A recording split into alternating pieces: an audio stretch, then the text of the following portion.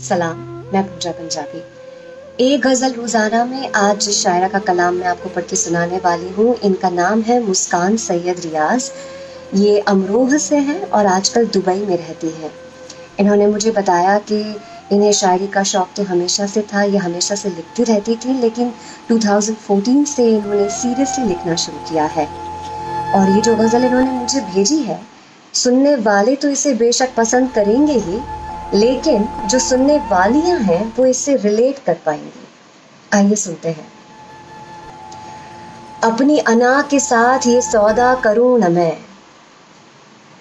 अपनी अना के साथ ये सौदा करूं न मैं, जाता है जब वो छोड़ के रोका करूं न मैं।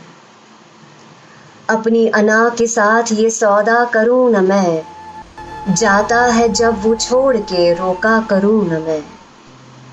अपने वजूद को भी न पाऊं जहां मैं, अपने वजूद को भी न पाऊं जहां मैं, इस तरह तेरी याद में खोया करूं न मैं। फुरकत का है तकाजा के आंखें ये नम रहें। शेर सुनिए। फुरकत का है तकाजा के आंखें ये नम रहें, और ज़ब्त कह रहा है कि रोया करूं न मैं।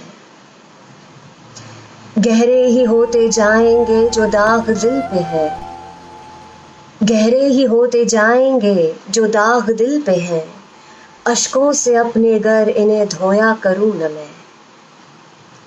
गर जान ले ज़माना के ख्वाबों में आते हो, गर जान ले ज़माना के ख्वाबों में आते हो, सादिर करेगा हुक्म के सोया करूं न मैं।